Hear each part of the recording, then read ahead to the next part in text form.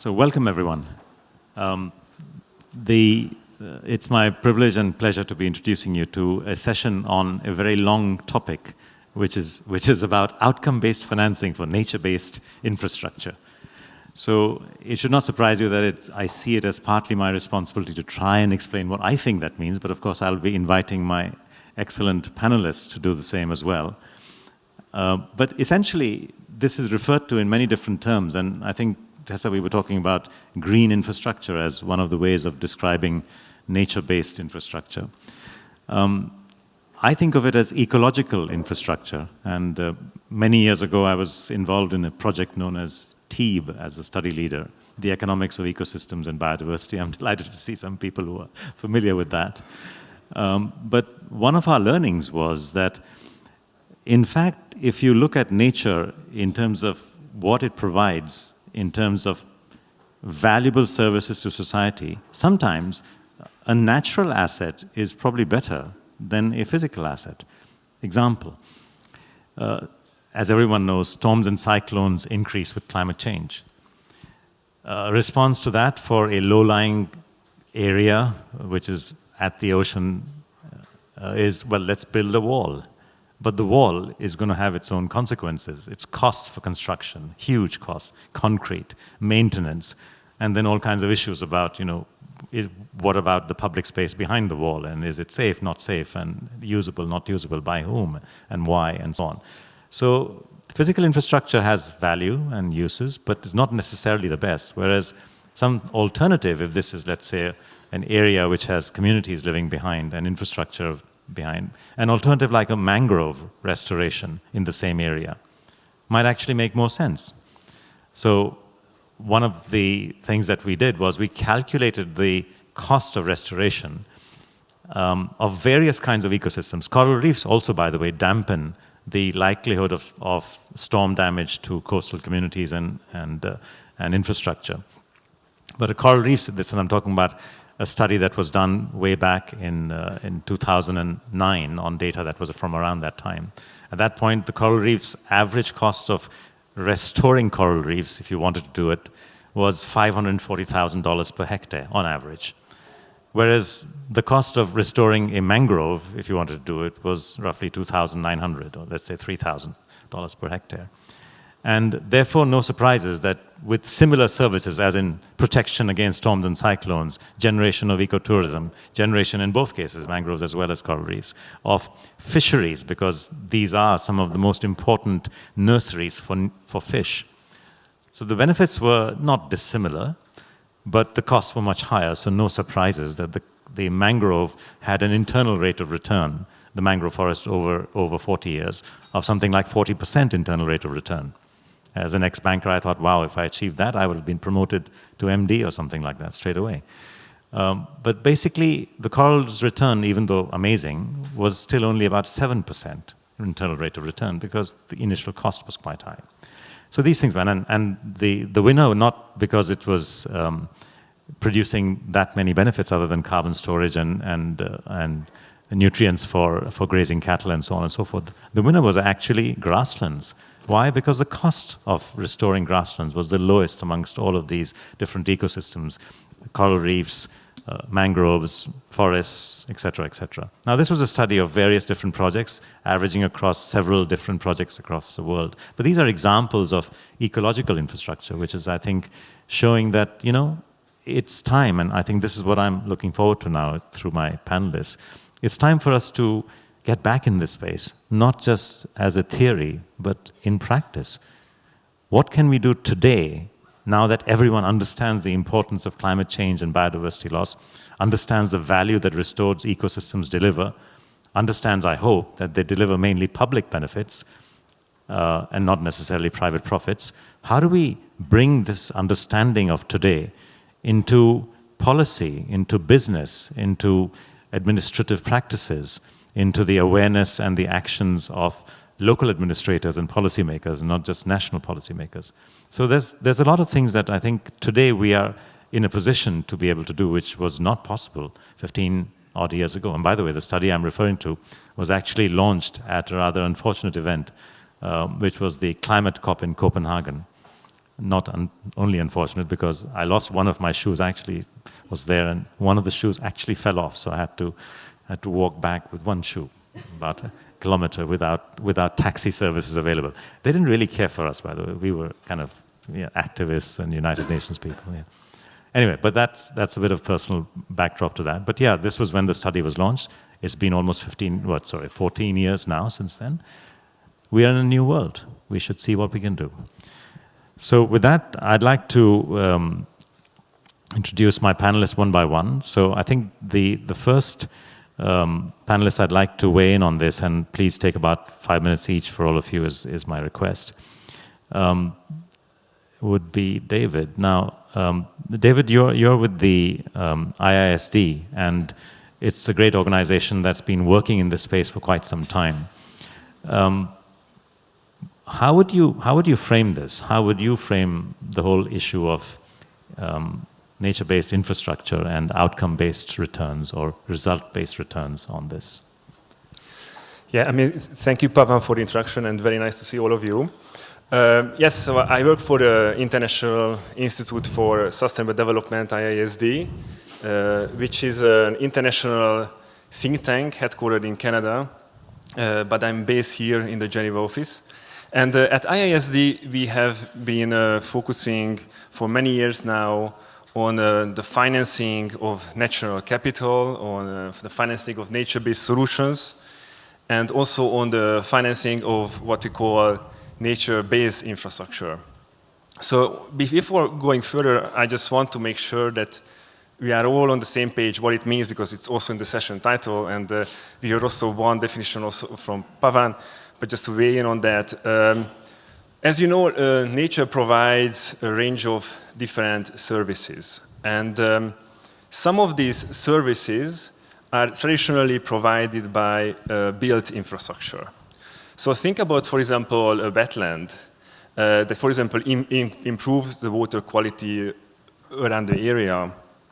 And the same service is normally provided by a water treatment facility, which is a built infrastructure. So we call nature-based infrastructure these nature-based solutions that provide these infrastructure-like services.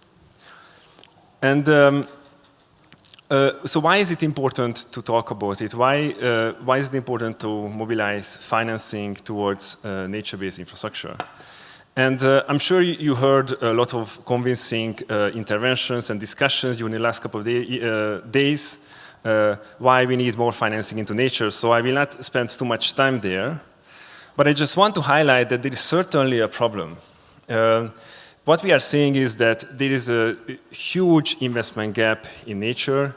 There are many estimates of the size of this gap.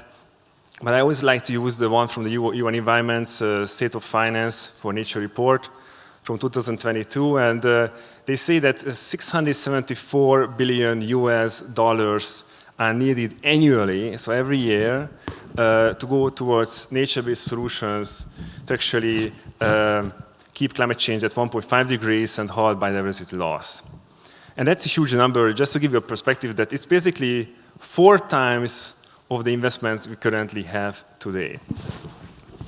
And because we talk about nature-based infrastructure today, I think it's important to also mention the global infrastructure deficit as well. And that number is also huge. I mean, we are talking about like 90 trillion US dollars in the next 15 years that needs to go like globally to infrastructure. So I think if we can solve the puzzle of how we can mobilize financing to nature-based infrastructure, we would actually kill 2 flies with 1 hit, because we are contributing to the investment gap on the nature side, but also on the infra side. So basically, why this is not happening? There are certainly many challenges there, and I don't want to spend too much time on this. I'm sure the other panelists will talk about it more. But based on our discussions with investors, what we are hearing is that nature-based infrastructure is difficult to finance because it has high transaction costs due to it being small ticket size. There's also harder to source projects. It's more time-consuming. The projects are more localized. Also, what we are hearing is that this still nature has not enough track record on financial performance that gives investors a pause as well.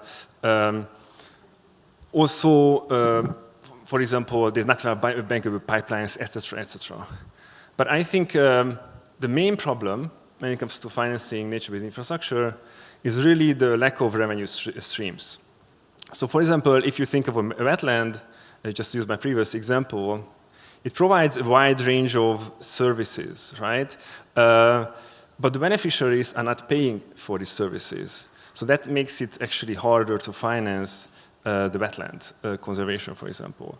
So we actually at ISD, we have done for years looking at different innovative financing solutions to really find a silver bullet, or to understand how we can address this problem.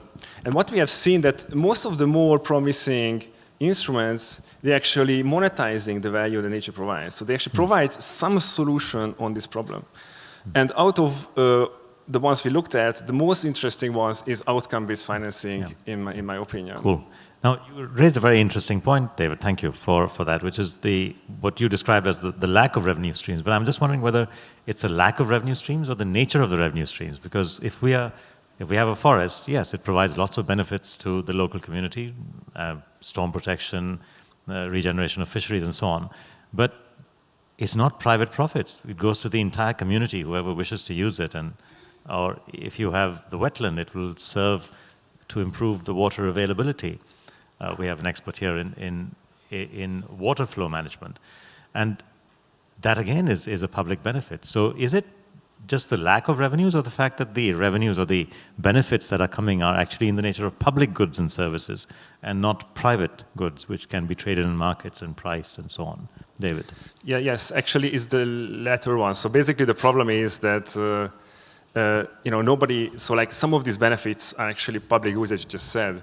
So basically nobody wants to pay for it, because how come I'm paying for it but not my neighbor?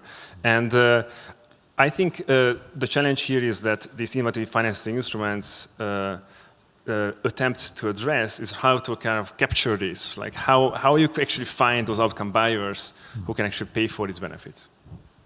Very good, a very good point. And now I'd like to move, thank you, David, and I'd like to move to our next panelist, Eric Letzinger, who's founded Quantified Ventures, and they focus on designing and capitalizing and scaling investable solutions to some of the most pressing challenges of our times. Eric's got more than a quarter century of leadership experience in governments, in non-profits, private sector obviously, and healthcare, environment, education, and housing. And he's led some pretty transformative public-private initiative to drive social impact. So Dave, Eric, can you hear us and see us? I can, and thanks for having me today. Vorsprung der Technik, great stuff. Okay, so without further ado, give us some examples. Give us some examples of the QV, your company, Quantified Ventures projects, which do have this kind of profile of returns and benefits. Go ahead, over to you. 5 minutes. Fantastic. Are you able to hear me? We can hear you. A little louder might be better. Yes. Yeah, fantastic. A little louder would be better if you can increase your volume a bit. Thanks. Okay, we'll do exactly that. Yeah. Sure. Well, listen, I'm Eric Letzinger. I'm the CEO of Quantified Ventures. We are an outcomes-based capital firm, and we structure the type of financial instruments that David was just describing. We operate in the environmental sector and the health sector. In our environmental work, we've structured some pretty clever outcomes-based financing structures that are scaling now across agriculture, forestry, and outdoor recreation, essentially using nature-based infrastructure to solve problems instead of paving everything. Or large gray infrastructure solutions. So to kind of land the plane on that, maybe I'll give you a couple examples. In the agriculture sector here in the United States, I'm in Washington, D.C. right now, we struggle with phosphorus and nitrates from the fertilizer getting off the farms when it rains, and those nutrients get into the little creek, that go to the bigger creek, that go to the massive creek, and do terrible things downstream. So to solve that, and by the way, we have massive government grant programs, and philanthropy tries to get involved to encourage farmers to do the activities on their farms that would reduce that. And those programs have minimal impact. Why? Because there's a cost that we're asking our farmers to take on, and they're mostly operating razor-thin margin businesses, and so we're really relying on their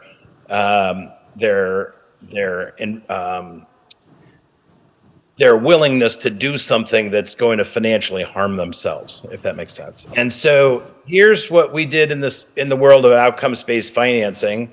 And by the way, the punchline with this story that I'll tell you, we started with 10,000 acres in Iowa. We've now scaled it to 23 states, and we just won a $250 million contract with the U.S. Department of Agriculture to scale it from California all the way to North Carolina through the Cotton Belt. Here's how it works. We borrow, I'll use a weight measurement, a ton of money at the beginning of the growing season. And by the way, this is called the Soil and Water Outcomes Fund, for those Googling at home. And we borrow a ton of money, and we pay farmers directly. We built all the software to enable this. We pay them directly and profitably. We allow the farmer to make money on this initiative to build conservation practices on their farms, right? And there's a menu. You can build a wetland. You can implement cover crops. There's a list, right? And we will pay that farmer upfront. Farmers are a good bet. You shake hands in their driveway, they're a pretty good bet. We have zero default. We pay the farmer to build conservation practices on their farms, and then we do nothing for 10 months. We're extraordinarily good at doing nothing for 10 months. That's the growing season. Once the harvest is off the field, we then go do soil samples of every single farm. We bring it back to our lab in Des Moines, Iowa, and we take those soil samples and we measure two outcomes that we're able to monetize. One is the reduction in the phosphorus and nitrate that did not get off the farm. And we have a multiple year offtake agreements for those outcomes with the U.S. Department of Agriculture, who just simply buys that outcome. We also have multiple year offtake agreements with our corporate partners, who are buying the second outcomes, which is the sequestered carbon. So we have two outcome buyers in that model. And once again, just to kind of summarize it, nice and simple. We borrow the money, we pay the farmers are happy to have new profitable revenue streams. They build the conservation practices, we measure the two outcomes, and then we sell those two outcomes to buyers who value that outcome. And why don't I stop there with a nice simple example, and we can talk about others through the course of the session. That is a great example, Eric. And just one quick question, and because it illustrates a point that was raised earlier between David and myself, which is that you need to find someone who pays. And you found effectively not a private party, but two departments of the US government, by the sound of it. One paying for the carbon value of carbon storage, and the other, obviously, more importantly, paying for the reduced eutrophication and as a result of the leaching that was taking place of phosphorus and nitrogen into potentially biodiversity-rich areas, which were clearly suffering as a result of that eutrophication. So would you say that this is a key success factor in some of the projects that you've looked at, where a government of whatever kind or whatever department steps up to pay for a public benefit that it sees value in? Yes, and that this work is not for the faint of heart. As you can imagine, that was not a one-meeting deal with the U.S. Department of Agriculture. Tell me about it. Yeah, I fully. Congratulations on getting them to agree, because yes, this is not easy. Go ahead. Yeah. And we find that the trick is just starting simple, meaning the concept of outcomes-based financing is new, and the pitch to the U.S. Department of Agriculture was, you're paying a lot of money for programs, and you don't measure a lot of the outcomes. We don't measure a lot of outcomes in the government. And I don't say that disparagingly. I've spent a third of my career running agencies in the government. I love the government, right? And so I'm not a hater. I'm just saying we don't measure much. Yeah. because you don't measure much, you don't know what you're getting for that investment in those programs. So here's a new thought. Just buy an outcome from me. I'll go and you tell me how you want me to measure. And I'll go figure all that stuff out. And maybe you'll never hear from me. But let's do a contract where you agree to buy one outcome, just one, for $14, right? And once they bought one outcome, there was now a mechanism Right. for them to buy Keep billions going, of dollars worth of outcomes. And so it's all about starting small. Excellent. Start small, act fast, and grow big. That's a great lesson. Our next panelist is Tessa. Tessa Mora is the senior project scientist at Blue Forest Conservation, and she's got a background, among other things, in the study of water management, water systems, and her work focuses on supporting large-scale nature-based solutions through stakeholder-focused, science-based analysis of the benefits of ecosystem services, and particularly in fire-prone areas in the US, in the Western US, from what I hear. So Tessa, give us your best example. What did you most learn from it? What worked best for you? Great. Thanks, Pavan. Thanks, everyone, for being here. Yes, Blue Forest is a nonprofit project developer and asset manager based in the US. Our mission is to develop and deploy financial tools to support large-scale nature-based solutions, and we do primarily work in fire-prone areas to reduce the risk of catastrophic fire. So to make all that a little bit more concrete, I'm going to walk through our flagship financial product, which we call the Forest Resilience Bond. The first thing to know is that it's not a bond. It is a loan. I am so sorry about that. Thank Was God not for that. my decision. Thank God for that clarification. Yes. So the flow of funds here should actually look pretty simple, right? We have an upfront investment that we convert into a resource flow and back again. I'm not really sure if this is working, but over here we have our multiple benefits, which are basically the outcomes that we see from the projects that we work on. And then we have our beneficiaries, which are the buyers of those outcomes, and I will talk a little bit more in depth about those groups. So we have kind of three primary players here: investors, implementation partners, beneficiaries. On the investment side, we do use blended finance models, so we have concessional and market rate investors. These include private foundations, impact investors, insurance companies. And so, we have some people are investing, or some groups are investing at 0.5%, but others are investing at market rate. And so most of our projects fall overall into the 0 to 4% overall interest. And then we have the flow of funds that goes to our implementation partners. Just a note here that the reason that we have these groups, these can be usually local governments, tribes, or local nonprofits that are actually carrying out the work on the ground. And the reason for that is that we primarily work on public land. And it would be difficult, if not impossible, to loan money to the federal government. And so instead, we pass the money through an implementation partner that has the authority to go off and do the work. So that's just, is this working? Yes. Okay.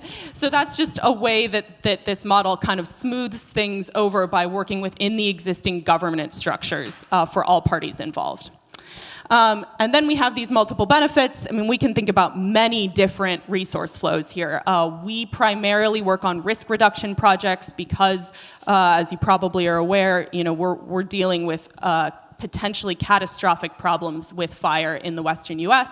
But we can also think about direct revenue enhancement in terms of water supply, in terms of protecting the infrastructure in an area. And the beneficiaries, or the buyers, are this last category, and they can fall into a couple of different categories. Oops, let's go back. Yeah. Okay. Yeah. So obviously we are looking to these groups to pay for the project ultimately, so that's the principal plus interest and fees. The first two categories here in green and blue, we would think of these as traditional beneficiaries. So these are these government groups that have long paid for this kind of work via state and federal grants, via planning projects, et cetera. But there's a couple things I want to point out about these buyers. The first is that they usually operate on a reimbursable basis. So you have to go off and do the work, and then you get paid for it. And as you can imagine, that creates a tremendous amount of inefficiency in developing these projects. It places a huge burden on usually the local nonprofits that are small and carrying debt for months on end after they've performed work and are waiting for the government bureaucracy to kind of work. So that creates the need for this upfront financing. However, these traditional beneficiaries also in the US can legally not pay interest. And of course, without interest, you don't have financing. So the key here is bringing in these third-party buyers that we can find who are actually able, one reason or another, to pay for interest fees and hopefully, into the principal of the project as well. And so in this case, in most of our projects, these are drinking water agencies who want to protect their water quality. These could be hydroelectric utilities that want to make sure that not only is their infrastructure protected from a fire, but maybe that they are not going to be held liable for starting a catastrophic fire. And the crux of our work is bringing them in to unlock that upfront investment. So I'm going to stop there. Super, thank you. And would it be fair to say that at least the local authorities who are concerned about fire around a water reservoir, it would be the local government that would be your counterpart, the one who pays you for these services? So that's usually actually the drinking water agency. Or the drinking water agency, yeah. Right. Okay, right. So those are, they're in the U.S. It's a little weird. They're not, they're usually technically public, but they operate, more like a private company in terms of needing to make sure that the investment is sound and that they're answerable to Got it. And so your NGO basically wrote contracts with them saying that if we do this, then you will pay us X. Yes, and exactly. That's excellent. And did you get it? So that's the core function of getting forests up to protect against fire incidents and so on. But there are lots of little pictures in your previous which suggested to me fisheries and water availability and hiking for tourism and so on. Did anyone pay you for that or no? Well, so basically, you would probably see those paid for more in these traditional beneficiary categories, right? Because you might have a state agency that cares about biodiversity, so they're going to pay via the state and federal grants, which we are also able to finance against. But those are the less monetizable outcomes, and for sure. My last question, thank you for answering all that so well. And last question is on who were your funders or your grant makers? Where did the financing come from? Without naming names, but you just tell us the category. Just to clarify, are you talking about Blue Forest? Because we are a nonprofit with our own funders. That's right, or, No, but for this particular scheme, for this particular project, who would be the provider or the financing that you need to get things moving? No, I'm still unclear on your question. So we have investors that will invest on these particular projects, right? Oh, who are the investors, therefore? Who are the investors? So the investors are insurance companies, public family offices, impact investors, private foundations are typically. Got it. And they're the ones groups. who would lend you the money to get this moving. Yes. Got it. Excellent. Thank you. Our next guest and speaker is Qasim. Qasim, you're the founder of something called the ARC, which is basically an impact engagement and management platform. And you've got a serious background in digital, scaling digital businesses and more than a decade of experience in investing and scaling in such businesses. What's your experience here? Have you come across good examples of nature-based infrastructure projects which are rewarded or tranched based on returns that can be quantified? And what's your take? Is this something that comes up in your life you've dealt with? Tell us about it. Yeah, definitely. Thank you very much for having me. My name is Qasim, co-founder of The Arc. We are a platform that basically we have built a digital channel into the conservation space. So we're connecting biodiversity conservation projects, so their groundwork with capital markets. And I'm mainly working with family office offices and banks and impact investors. So you can measure your own impact, but you can also invest or donate in organizations. So when we started building the platform, and we are a team of conservationists, investors, and company builders, and software engineers, when we started building the platform, we realized that there is a huge funding gap in the biodiversity space. So I'll throw another big number here. So it's 800 billion per year. So that's something we need to invest in that space over the next 10 years if we want to revert biodiversity loss, which is a huge problem. With the structures and with the processes we have in place today, also with bigger foundations, it's not going to work because not enough money lands on the ground, right? So that's why we thought we'll build a platform as a software provider where we take out all the friction from the funding, we digitize it, and so more money lands on the ground. So when we started off, then if you talk about biodiversity conservation, the first question that comes into everyone's mind is return, right? So what's the financial return? So then, and we have been investors by ourselves, right? So we're like, okay, if we start focusing on returns from the beginning, what we will do is we will have balance sheets, we will have financial forecasts. We will never learn to measure the impact of a conservation project. So we started off with philanthropy because philanthropists and NGOs, they focused on impact, right? So what we did is we onboarded NGOs, connected them with philanthropists to learn how these guys are basically want to interact with each other, right? And then there was a good example also out there, which is the Rhino bond. That was, I think, in combination with Credit Suisse and the World Bank. Sorry, right? which bond did you mention? Rhino bond. Rhino bond. Yeah. You'll have to explain afterwards what you meant by that. Yeah. Carry on. So it's a bond focused on species. So the principal payment goes basically to the World Bank. The World Bank invests in for-profit investments. The bond payment goes into conservation organizations, and the downside protection is provided by philanthropists. So it's a really blended finance vehicle that allows you to get started also in the conservation space. And that's essentially what we want to offer, right? So we want to offer opportunities for banks, family offices to really get started in that space and to start investing because we need to bring in mainstream investors and translate the problems we have and the outcomes of these projects to these mainstream investors. Thank you, Kasim, and I'm particularly intrigued by the Rhino bond. Was its purpose to bring rhinos back in the wild? Was the purpose of the Rhino bond to bring rhinos back in the wild?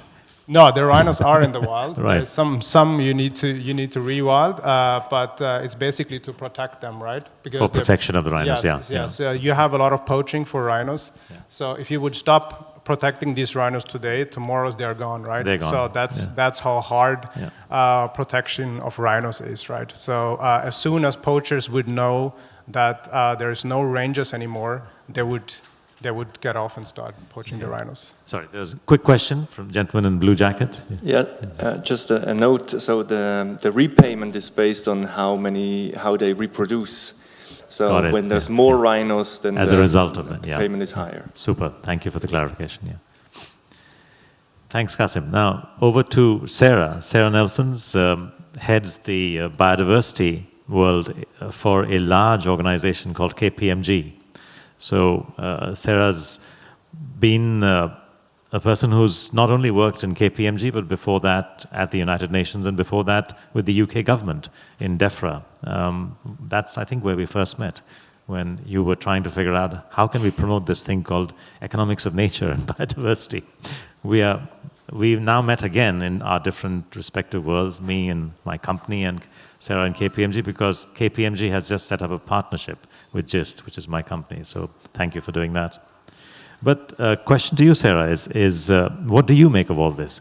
What are the policy implications of this? Given how much there is an interaction of either local governments or local agencies in this, what does that tell you in terms of policy implications? Would you like to comment on that?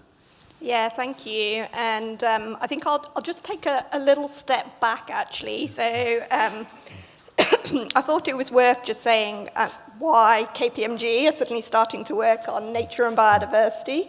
Hopefully it's becoming increasingly clear.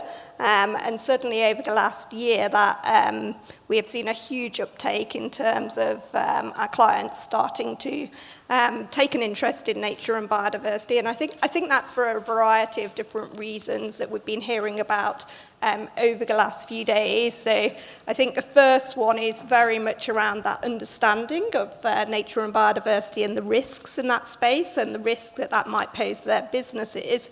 But what we're increasingly seeing as well is around those opportunities, and I think that's where we're talking about here, the opportunities for investment and looking at how can we invest in nature-positive strategies, which will then provide investment for us going forwards and provide sustainable investment and a sustainable business model going forwards.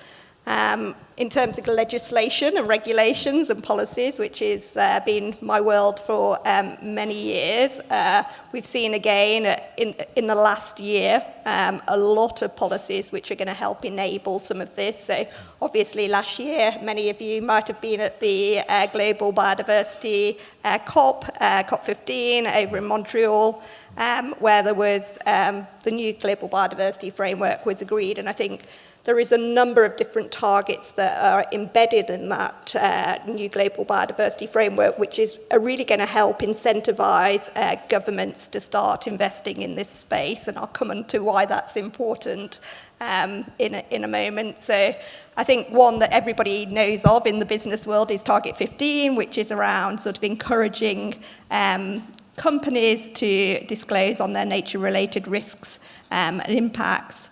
But in this context, I think there's also a number of other targets which are very relevant. And let me just double check the target numbers so that I get them right. So Target 3 is around the 30 by 30, as everybody knows, so protecting 30% of the land and sea, which is important from this perspective, because that's what national governments are going to need to come back and do at the national level.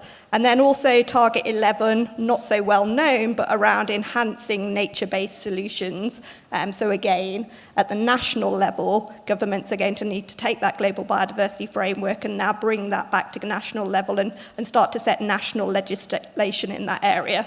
And we've started to hear about why that's so important, which is actually to make these things happen. And in all of these examples, we're talking about that public financing, because it's public financing. It is public financing, goods. right? Yeah. And my reflections actually in terms of hearing on some of this, I mean, I've got a few actually. So I think the first one is very much around terminology. I've been working in space for quite a long time, and I think I've gone through about 10 different terminologies for a very similar thing. Nature-based solutions, ecological infrastructure, green infrastructure. So I think it's really important that we have a common understanding of that terminology and that everybody starts to understand what that means. So I think that's the first thing, and particularly when we're starting to now bring together two communities, both from the conservation side, but also the investment side as well. So terminology, I think, is key. I think the second one is what we've talked about in terms of that public good. Public and goods, so you very much are needing to look at things like blended finance models, where you've got government incentives, government policies, which are actually going to help set up systems that investors feel safe to actually invest in. And then I think the third one, and what we're seeing quite a lot of when you're looking specifically at nature-based solutions at the moment, and many of you will have seen over the last sort of 6-12 months, is the backlash to a Guardian article around carbon markets. And so what that has actually led to is distrust in that market, and that leads to investors feeling like they really need to sort of feel safe when they're investing in things, and they're not going to invest in something that is risky, that they will be accused of doing greenwashing, or indeed things that are going to cause risk to their overall business. So I think that's one of my key things. Super.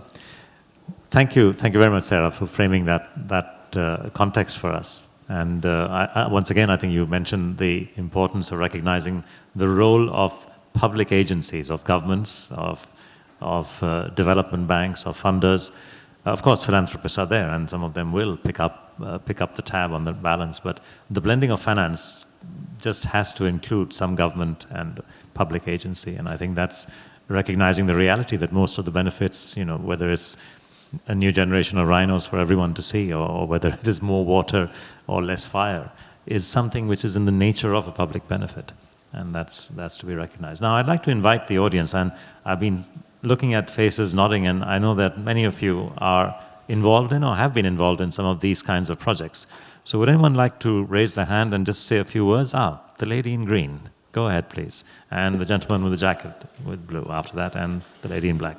Over 3 examples, 2 minutes each, please. Just try and summarize for the benefit of everyone. What was your experience of the project that first hits you when you think about this?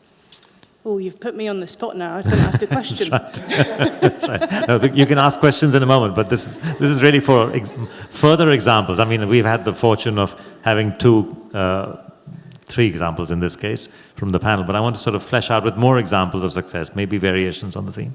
You can come back with the question afterwards if you like. Yeah, we'll do that. I'll come back to the question afterwards. Yeah. Thank you. Okay, the gentleman with the jacket, yes. Hi there, my name's John Duncan. I'm South African, but I work at a bank here in Geneva. In my prior job, I was involved with ecological infrastructure work in sub-Saharan Africa. Specifically, one of the things I observed was a lot of urban and infrastructure development is required inside of city limits, and there was some interesting work done to try and dimension and value the ecological infrastructure within a city limit, and then using that as a mechanism, taking that as an asset and recognizing it on the balance sheet of the municipality as a way of supporting their ability to borrow. And so it required some shifts in the Biodiversity Act within the South African context, but my sense is, I've read the TEEB report when it came out all those years ago, and I followed this work, and it seems like the world, like I agree with you, I think people have gone to sleep. There's a lot of really amazing work that's happened, and yes, I definitely think that these markets are coming. I kind of was really pleased to hear that Quantified Ventures have got it down to 2 metrics, which is amazing. Well done. Well, thank you for your information. And I'd like to pass on to the lady in the black. Would you like to bring up an example as well?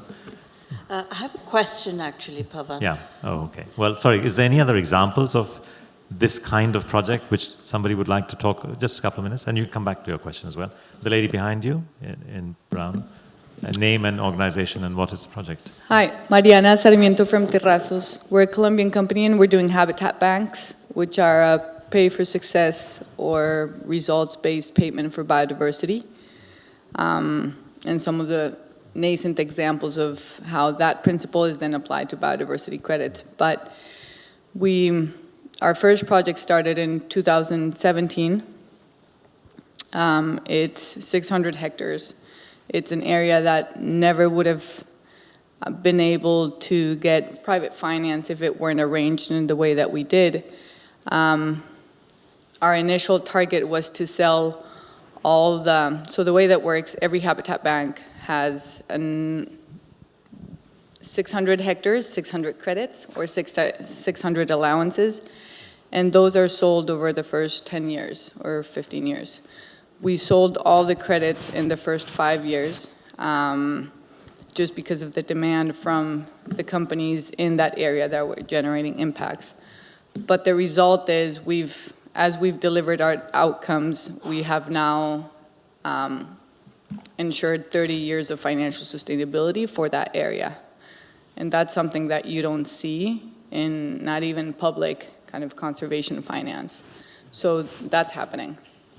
That's super, and you managed to achieve that financial sustainability for the area because of higher opportunities for jobs or higher incomes for those who are working out. Could you flesh that out? Yeah, Because that's really interesting. Yeah. Right. So the way that it works, every allowance or every credit represents 30 years of management. So that's the price of that credit, and a percentage of that of what gets paid goes into an endowment. So as we receive revenues which are going directly to operations and to monitoring and maintenance, a percentage of that is going into an endowment which is generating an interest, and it's allowing us to maintain that site for 30 years. And that's the kind of things that we're working on, and KPMG is doing assurance for all of our projects. Super. There we go. Excellent. Thank you. If there are no further examples to flesh out this morning, then I'd like to go to the questions, which is your question, ma'am. Go ahead. Name, organization, and the question. Yeah. Thank you. Rachel Hemingway from the Climate Bonds Initiative. I did manage to think of a couple of examples while you were talking there, so I'll just mention those quickly. Yeah, please do. At least one, whatever's the best one that you want. So there's been a lot of interest lately, although again the concept is not new, in something called blue bonds, which is raising money on the international debt market by generally governments to finance conservation outcomes in the marine ecosystem, marine areas, yeah, particularly. that's right. So that's an example. Again, it generally, the money and the return comes from the government. So again, it's public sector money, but using upfront investment from capital markets. But I did have a question, and it's essentially to anybody on the panel. Given that ecosystems provide very diffuse benefits, often very local, very diffuse benefits, and that these benefits are the foundation for life, and they're particularly depended on by some of the most vulnerable poor communities in the world, are there any risks in attempting to monetize some of these ecosystem service flows? So that's my question. Sorry. I'm sure there are. Who would like to take a stab? Sarah, do you want to give that a go? Yes. I mean, I think we have seen risks over the last few months around monetizing at these, and I think there are a number of risks. I would say the one that we have seen and that is very prevalent at the moment is around this risk of greenwashing. So, what does this actually? What are we actually doing here? Are we actually buying stuff that is actually going to give public benefits? And I think the work that we've been doing with Terrassos have been really good in that area, because what we've been trying to do is actually provide that professional assurance to that and actually see that there is high integrity there. So I think just ensuring and maintaining that professional high integrity for these markets is really important if we're going to provide them going forwards. I mean, there are risks, but I think we also need to make sure that when we are investing in these new novel mechanisms, particularly in developing countries, that we make sure that actually the communities see some of the benefits of their investment as well, so that there is a sort of continuous improvement on the ground, and actually to make sure there is a legacy on the ground as well, so that the local communities buy into it, they see the benefit, and they actually get some of the return on that investment themselves. So. Yeah, absolutely. I mean, without a good purpose for the valuation, there should be no valuation, and that's pretty much what you're saying. That's very good. David, you have a point on that. Yes, I mean, I think Sarah just you touched upon what I was going to say, but what we have seen at ISD as well, that's certainly a risk and something to keep in mind. And one way really to actually address this risk is to make sure that the community and local communities are like shareholders of the project as well. So when you monetize the ecosystem services of the nature-based solution next to their homes, that they actually profit from this monetization as well.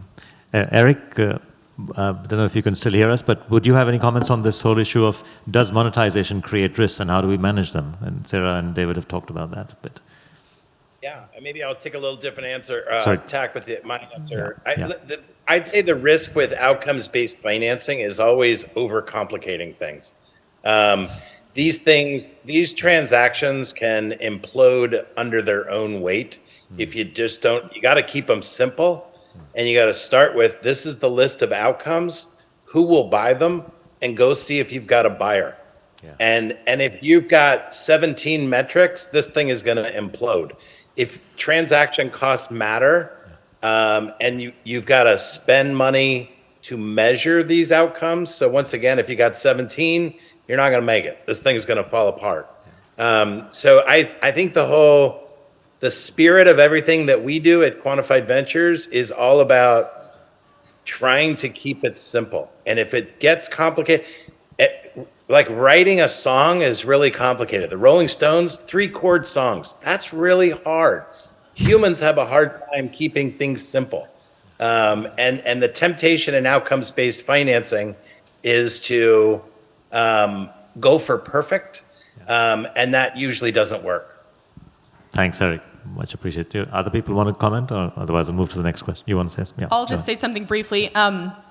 One way that we have, one potential risk here, of course, is if you're bringing private money in, that you start managing for this really specific outcome and not for overall ecosystem health and not for the benefit of the local community.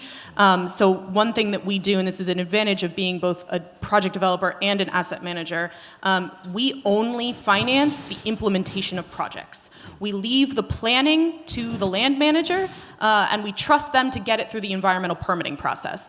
And so, that doesn't solve all the problems. There are resource constraints in the planning process, but that is one way that we've found to kind of mitigate those risks. It also kind of relies on good governance structure to approve that project, and you don't have that in every part of the world, but maybe that's where, the KPMGs of the world can step in and help assure the quality of the projects. Thanks. Very, very valid point. And Kasim? Yeah, maybe to add, and what we are seeing a lot, nature is a really emerging asset class, right? And a lot of investors are seeing that, right? What happens now to the organizations also we are working with is they're overwhelmed of interest as well, right? And then the big issue is if you have investors or donors, then everyone has its own kind of reporting framework.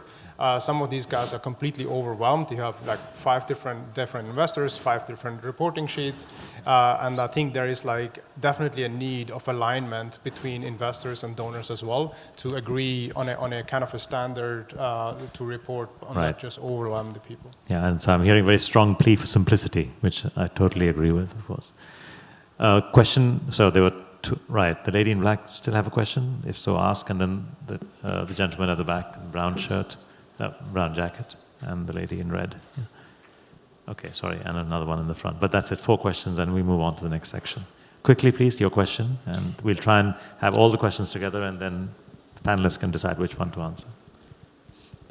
I'm trying to do outcome payments for 380 hectares of rubber and mixed crops in Sri Lanka.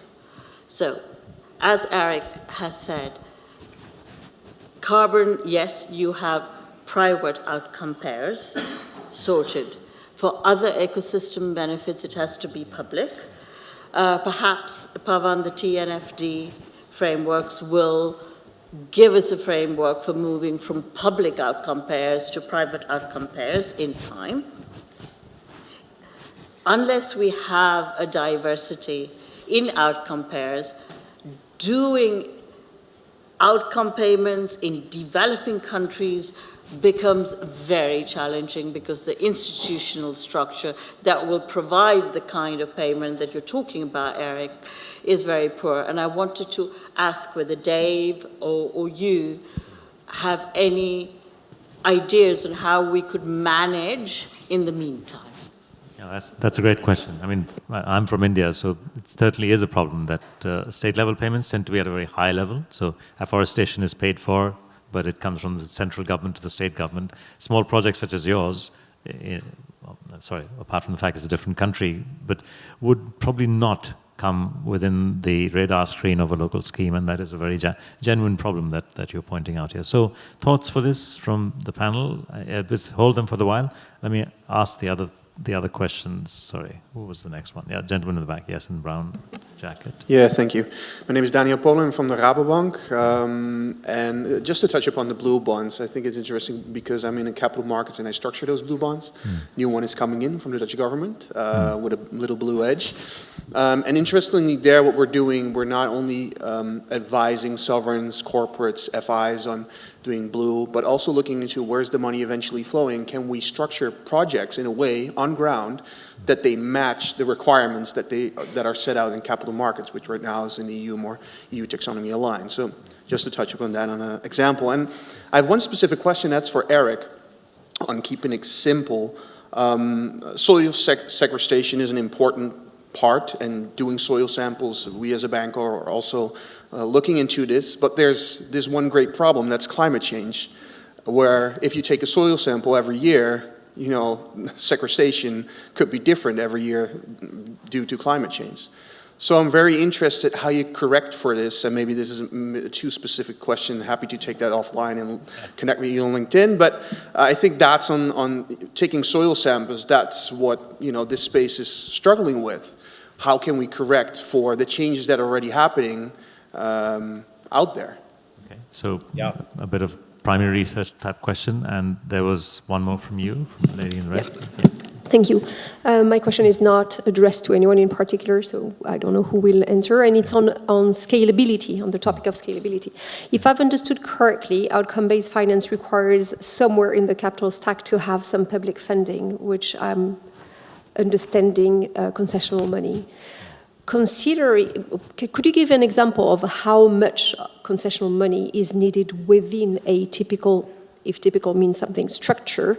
And therefore, how can we hope that there is enough of this public money to accelerate deployment of both public but also crowding in private capital? So examples of size, great. And the last question was from you in front, yes. Yeah, name and organization.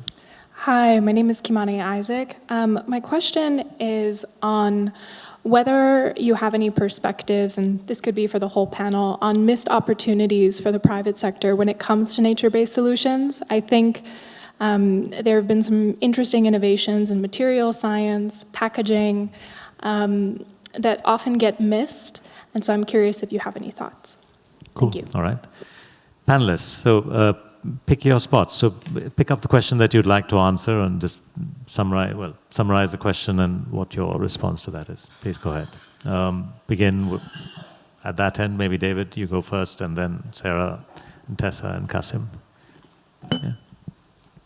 Yes, maybe I can pick up the one on scalability. So I think that's a very important point, and I think that's one of the main challenges of outcome-based financing is how to address the scalability issue. I don't know how much concessional loan you need, but based on some of the examples I've seen, concessional loan is not. Concessional lending is not a requirement per se. So you can actually have different examples. I'm sure Eric can also share some where there was no concessional loans. So. I think this question of scalability is kind of linked to what Oshani Pereira also said about the need for diversity of outcome funders. Because when we look at, for example, different outcome structures like social impact bonds, the problem is that you always have to rely on outcome funder, which is a philanthropic organization or a public organization. And I think for me, that's great, but that's something that you cannot scale, right? Because it's going to be always limited, that type of capital. So I actually believe that outcome-based financing for nature-based infrastructure can actually tap private outcome funders. And I actually seen some examples on that as well. And also like from Quantify Ventures, I think they also have some good examples of private outcome funders. Thank you. Thanks. Sarah, which one would you like to address? Well, I'll touch on two actually. So to the lady talking about from the Sri Lanka example, which I thought was a good one, and I really hope and I have high expectations for the TNFD starting to drive forwards. We're already seeing that appetite for private investment in this space. Whether that will go quick enough is another question, but I think that's a useful question. I guess my reflections on that is there is a new Global Biodiversity Fund that has been set up to support the delivery of the Global Biodiversity Framework, and I think tapping into that global fund, and that's absolutely what it was set up for, to help stimulate private investment into this space would be one way of going. And then of course the other multilateral development banks as well. It's probably the sort of obvious answer, but that's what I would say on that one. In terms of missed opportunities on the nature-based solutions from the private sector, almost certainly, I would say, on that. But I then think we need to say, why have they been missed opportunities, and how can we now make sure that there are no further missed opportunities going forwards in this space? So what do we need to put in place to actually ensure that private investors can actually safely invest and feel like they can safely invest in nature-based solutions and nature-based infrastructure. So that would be my 2 thoughts on it. Thanks very much. Very succinct and helpful. Tessa, your thoughts, and for which question, just identify that, please. Yeah, I'll touch on the scalability question because this is something that we think about a lot. So we do, I mean, all of our projects on the investor side have this blended finance approach, but we have, and I don't actually know, I'm sorry, I don't actually know the exact breakdown of the market rate versus concessional investors, but I do know that every subsequent project we've done, we've been able to attract, more and more private investment, which has been great. From the other way that we think about scale is actually just the project size itself. So we started out with, let me make sure I got these numbers right in hectares, 1.6 thousand hectare project, which was only about a $4 million investment. So we think of this as a pilot project to prove that it can work. We were able to scale that to 10,000 hectares and $25 million investment. We actually have a planning horizon in that same watershed that will go for the next 10 to 15 years, 110,000 acres, and on the order of hundreds of millions of dollars of investment. And also on the buyer side, every single time we've been attracting more and more of these third-party investors, or buyers, excuse me. And so that, kind of reduces the need for the public side investment, which is great. Super. Yeah, maybe on what we've missed, I think we've missed to protect enough land and biodiversity. I think now we're trying to move back and save it again. On the scalability part, I think it's very important what Tessa also mentioned, just that, you also have to look that the project is scalable, right? So if you look at the scalable solution, like bonds can be very scalable, biodiversity credits can be scalable, but at the end, the project has to be scalable as well. Like most of the conservation organizations are not very big, right? And what we are doing is, with the platform, we are enabling that you can pool the impacts on the organizations, and then you have a scalable vehicle again, right? And you will also de-risk because it's different conservation areas in different landscapes, and you will also de-risk your investment with the scaling. So I think there's definitely opportunities, but we just need to start structuring them. Super. I think there was a question about what sizes do that. Literally, I have come across sizes between $100,000 all the way to $100 billion. So it's just no, I don't think that, literally any size works in this. The Catskills Mountains in New York, those who are from the US and familiar, is a massive project. It's several $1 billion worth of building the ecological infrastructure, or building the nature-based solution, which is to ensure that farmers change their practices and that the soil quality goes up so that it doesn't require the city of New York to invest in a several $1 billion project for cleaning water so that the citizens of New York can have water which meets EPA guidelines in terms of its quality.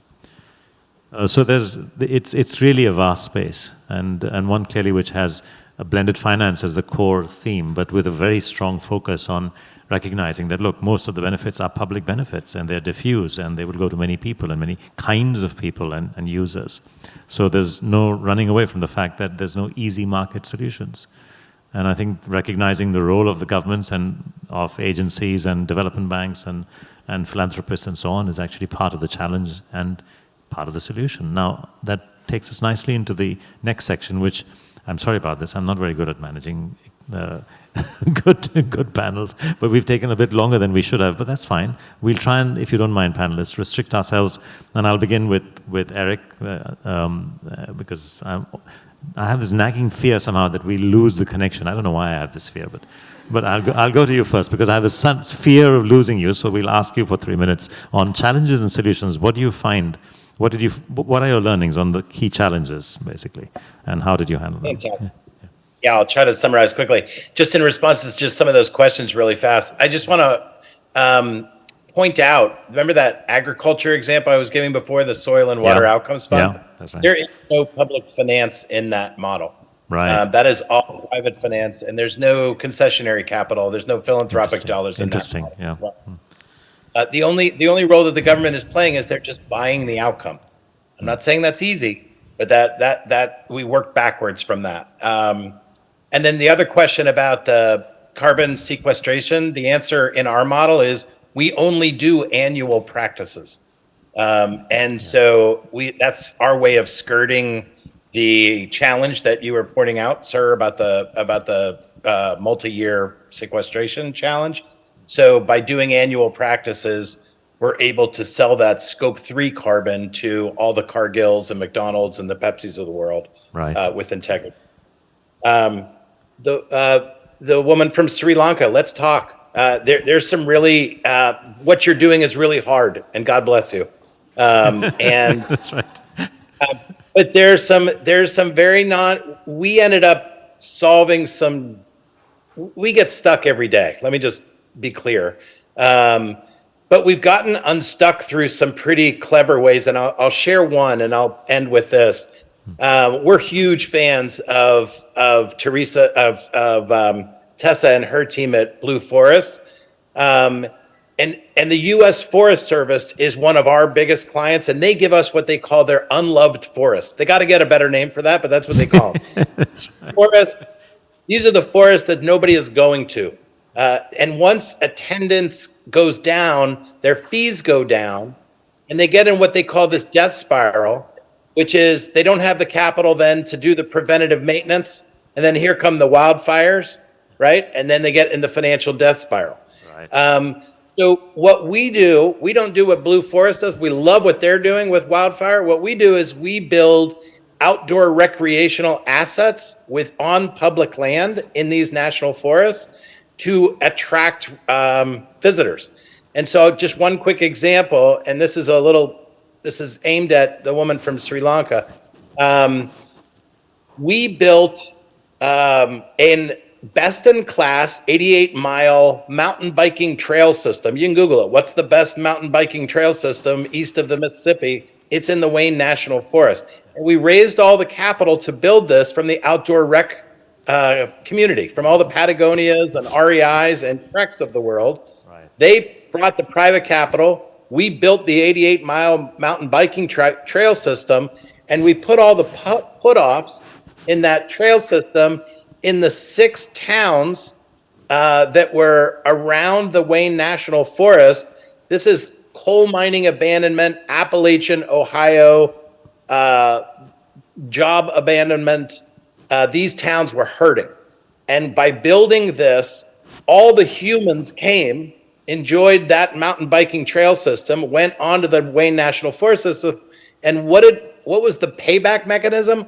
We put a bed tax in every single empty motel for 150 miles around the Wayne National Forest. And that was the payback mechanism back to the investors. Interestingly, and then I'll stop, we cut the ribbon on that 3 days before COVID hit. Oh. And we were sad because we thought, we thought that was a good idea, and then we didn't see this guy. And we were wrong. Everyone came, to the point where all the mayors of those towns had to put cones 3 miles out to prevent people from coming because it was packed. All to say, investors made the money back. We put a cap on how much they could make. They made that money very quickly, and then all the rest goes back into a nonprofit to keep all the revenue local. Punchline, those 6 towns are thriving. Superb. Superb example. And yeah, despite COVID, that is excellent. That's really excellent. Thank you very much, Eric, for that example. I think this is probably the exception, in the sense that there is genuinely a fully private return constructed properly. How much funding did you have to get organized, Eric, to get that organized? How much funding did you need to get something of that scale, where you had 6 towns involved, which were part of this biking trail, 88-mile long thing? That first one took us 18 months from beginning to end. We were paid on a contract from the U.S. Forest Service. And here's what the contract said. You figure it out. That's what it says. I mean, we got a pretty clean slate. And we got a lot of variances to try a lot of different things and to raise money to do things on public land. So we were given, but now we're replicating that all over the country. Matter of fact, we have a ribbon cutting here in 2 weeks. We built a trail system, same model, from Massachusetts all the way to Canada through 6 hurting towns in the state of Vermont. So the first ones of these are hard. It's painful. It hurts. We fail a lot. We're good at failing, but we're stubborn and we stay on it. And and the replications are actually quite simple. Well, it works. Super. Thanks very much indeed. Excellent. Now, I'm not sure how you guys can top that one, but but I will give you the 3 minutes each to give your learnings and where you think is the space in terms of challenges and therefore opportunities and learnings. I'm happy to jump in. Yeah, go ahead, Tessa, yes. Yeah, Eric, I love that example. I'm originally from Ohio, so I love it. I think that's fantastic. So I'll go back and I'll have, one opportunity, one challenge. One opportunity, I want to go back to this cash flow constraint that we have. And this also gets to the social side of these projects.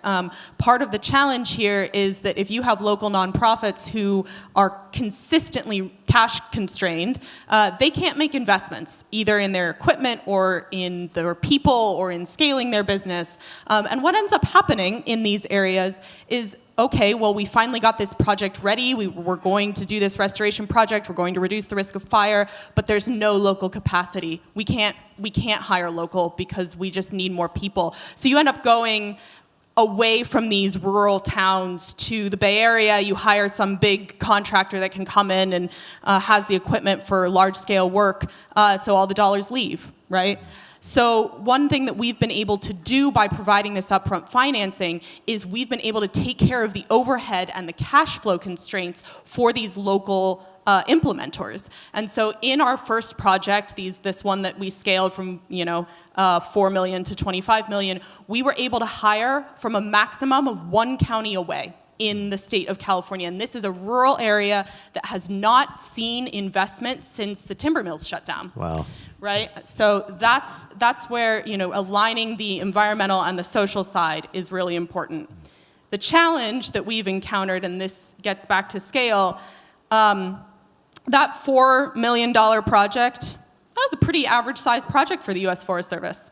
The $25 million project was a huge project for the U.S. Forest Service. Obviously, from an investment side, we're not talking big money here. So one thing we've really needed to do is work with both sides of that coin. If you can promise the upfront financing, that does give the Forest Service confidence in planning bigger projects because they know that the money will be there to implement. But you also need to be working with investors that understand that this is a long game, right? You're going to have a lot of overhead on those first couple loans, but the payoff down the road in this same watershed is going to be immense. So I'll leave it there. And another great example. Well done, and applause for that. So, Kasim, can I turn to you next? Because there is sort of a theme here, if you like, which is the ability and the willingness of the U.S. Forest Service and other departments of the U.S. to kind of get the joke and move on with it and find people like Eric, like yourself, and others. The question is, that doesn't necessarily provide the model for every other country, and then you have to seek other forms of blended financing. Have you got any sort of challenge or opportunity examples where the blended financing for, let's say, the lady from Sri Lanka might come from a philanthropist? Maybe some Sri Lankan friend of yours in Silicon Valley who's decided this is his favorite baby. So I think the one challenge you're facing and what we are really trying to do is bring in new money, right? There is like going to existing donors or investors. I mean, it's not the biggest value that we can provide, right? So the bigger, of course, we can optimize it with our software, right? To take out the fees and all the stuff. Intermediaries are not needed. So and then we face the challenge. Okay, how do you translate this to a new family office that has never done that? They have never done in conservation, right? So what we did now is we've released the feature, because also in startup investing, if you're an AI investor, and we have done artificial intelligence investments as lead investor, the others just followed, basically, right? So they relied on our due diligence. So what we've released now is a portfolio management feature where lead investors and donors can create their portfolio, they upload their due diligence, and then they share it with other co-investors. The information is in there, the outcomes are defined, and the lead investor has basically, and as soon as they invest, then the tool also becomes an operating tool to work collaboratively on that platform. And the organizations will only report on one platform, and everyone gets an automated impact report or a progress report of that project. But it's really translating and like giving them helping them to trust in these investments. I was hoping you'd find some way of getting hold of Chamath Palihapitiya, one of those seriously big, she knows him, seriously big Sri Lankan investors from Silicon Valley. Don't give up, but with help we can get her there. I have some friends in Silicon Valley. There you go. There you go. Chamath's your man. Yeah. He's got enough to make this happen with or without the US Forest Service. Yeah. Yeah. And other examples, challenges, opportunities? I'm happy to go. Yeah. I'm happy to go next. And my brain's working a little bit slowly this morning, so apologies, because I think my opportunity actually is around TNFD. And why am I saying that? Because I think all of these firms are soon going to be feeling like they need to do a TNFD assessment. And why is that important? And why is it important? And we keep referring to the poor lady in Sri Lanka. But why is that important? Because a lot of these firms are going to have global supply chains, and those global supply chains are going to be based around the world, which is where those raw materials are that those companies rely on, for their businesses.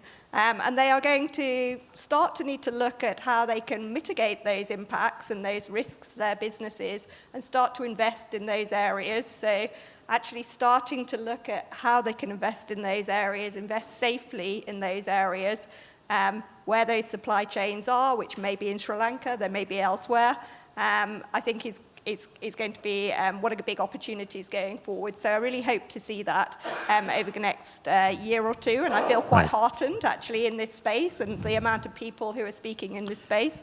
I think the challenge is everything we've been talking about today, right, which is how do we do that in a way that is safe and where investors feel like they can do that and they can take some risks. And I think we are going to have to be really work as a community together and actually understand that we might not be able to get things perfect straight away, so there are going to be mistakes that are going to be made. Let's not try to penalize companies who try to do work in this space, to take risks, but instead start to learn lessons from those risks and feel like we can actually move forwards, because I think we're not going to get it right straight away. Straight away. No, we learn from mistakes, and I think that's reality. David, anything from Yes, so maybe just a couple of thoughts about the challenges and also the opportunities, so I think one interesting question is for me is really, is there a right way to price these outcomes? So what is the price that you should be asking your outcome buyer to pay? And I guess there are different approaches there. One way is, do you calculate, basically based on some methodology you have in-house to decide on that price? Or do you use like a third party to actually provide that price for you? Or you are just being more pragmatic and you just say outcome to the outcome buyer, how much you're willing to pay, and that's your price. And then you see whether you can deliver on that price. Or the other way around, that you just simply cost it out internally, put your margin on top, and check with the outcome buyer whether they are willing to match you on that price. But I think what's interesting is, for me, is also to explore other ways. Like, as we are talking about nature-based infrastructure, that's nature that provides infrastructure-like services, I think it could be interesting to use as a benchmark how much that service would cost if you do it with built infrastructure or with gray infrastructure. And I think that's very interesting. It could be a really interesting starting point when you approach your outcome buyers. And at IISD, we actually looked at many different types of nature-based infrastructure. And what we have seen is that they're actually quite cost competitive when you look at both the CapEx and OpEx compared to the gray alternatives. So through our NBI Global Resource Center, we actually been doing like 50 different assessments of NBI projects, nature-based infrastructure projects, and comparing it to the gray alternatives. And we have seen that they are quite attractive. Thanks, David. So we're coming close to the end of our time, but if there's one last question, I'll probably take that, and then I'll try and summarize. Okay, there are two last questions. The lady in white, because I think, sorry, you had your turn. Lady in white, please, yeah. Thank you, everyone, for a super interesting conversation. My background is not in finance. It's sustainability in fast-moving consumer goods. My name is Georgie Pasalaris. One of the major challenges is awareness raising and behavior change with all of the locked-in systemic infrastructure components or parts, the stakeholders who play parts in this. I just want to give a plug to IISD's course. I'm currently doing the nature-based infrastructure course out of interest. And so a plug for that because it's really fabulous. Any reflections on the awareness raising, making this stuff more mainstream? Well, who'd like to take that? Making it more interesting. I mean, I think, Eric, if more people could hear this kind of stories that come from you and from Tessa, is there some way of maybe providing that through some kind of a platform to the world so that they can see what this is all about, that it's real, that it's happening, that it's truly blended, that it involves, in most cases, some government, but in many cases, just a collection of private individuals and a community. So is there some way of getting this across to more people, communicating, teaching? So I think it's a very good point, especially as a startup. I mean, we can't raise that much awareness at the moment because we don't have that funding. We would need millions of euros to raise that awareness. I think that is happening anyways with climate change, so everyone is becoming more and more aware of it. But what we did, for example, now is we wanted to, like mainstream investors, like venture capitalists, private equity investors, understand how conservation works. So what we did is we organized a trip in the bush in Kenya, right? So we took these guys to Kenya with nice tents. So we stayed 5 days in the bush. Samburu came over, the Maasai came over, they spoke to them, we showed them the impact that is happening there from, you have a lot of like huge organizations there, the people are not really benefiting, right? You see a wonderful safari, giraffes feeding and stuff, but you don't see the work behind, right? So we showed them all of that, how much is needed. And I think this is something we need to understand, right? We are taking a lot out of nature, right? But we're not giving back, right? And we have to stop taking it out. But the awareness, I think, is also going to happen now. We see a lot of development. There's like more consortium like coming up. Like we have, for example, also the Green FinTech Alliance now, where they're trying to raise more awareness in the corporate sector as well. Very good. And Eric, any thoughts on communicating more and better? No, other than just to, be candid about it. We're terrible at that at Quantified Ventures. We're really bad at sharing. We open source all our work, and so for those that learn about it, they can come, they can have everything that we have. We share everything. We're a B Corp. But that's a terrific question, and I think it's something that we need to challenge ourselves to get better at and to be more intentional about, because this subject of outcomes-based financing, I've been at this for 9 years. Like there weren't successes 9 years ago. There are real things to point to and learn from now, 9 years later, and we're certainly not the only players with some wins on the board. But that's exciting and a great question. And I think the answer is we're bad at it.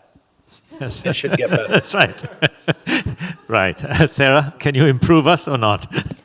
So I was going to make an offer actually on this. So I guess the one benefit of working for a company, many benefits of course, of working for a company like KPMG, but we have a large reach across very many sectors who are starting to be interested in this area. And one of the things I was thinking about as you said that, is we're starting to pull together a list of case studies of what has been successful in this space. So if people would like to include a case study that we will then include in that report, then send it over to me, and that can be included, and we will send that round to all of our clients who we work with. That's a super suggestion. So Eric, Tessa, over to you. So send your studies across, and you've got KPMG doing your marketing for you. How's that? That's right. Okay, I think we're kind of close, unless there's any of the panelists would like a question. Yeah, please go ahead, quick one. Yeah. Just a comment and consideration. So outcomes-based payment depends a lot on private law, right? And the possibility of enforcing those contracts, whether it's the performance-based contract, but also land tenure considerations, right? And the cases that we saw today are mostly, I mean, US, strong institutions. When you do this in the developing world, there are other things that we need to take into account, and there are other ways in which we can do that. And I think, like Eric said, there have been some learnings there, and I think to add to kind of the discussion of how do we get this out there, the most difficult part, because we've been doing this by learning. So because we were the first ones, we've made a lot of mistakes, but we've learned in the process. And if we could have started out with some templates, for example, because in the end, it's about the detail. How do you put this concept into practice? What does that landowner contract look like? What does that contract with the government agency look like? That's when things start happening. So I know we don't like to share these kinds of things because that's where a lot of the secret sauce is. But if we really want to accelerate finance into these kinds of mechanisms, we need to do it. It's an obligation. So we need to find a way to be able to do Thank you for share saying these that. kinds of things. I 100% agree with you. With that thought of collaboration, and clearly there's one coming in terms of communication, another one coming in terms of being able to share and willing to share information in what is clearly a pre-competitive space. So yes, we will compete, but I don't think this is the time. I think this is the time to collaborate. And with that, it's my privilege to thank you all, panelists, give them a hand, and to thank our wonderful audience.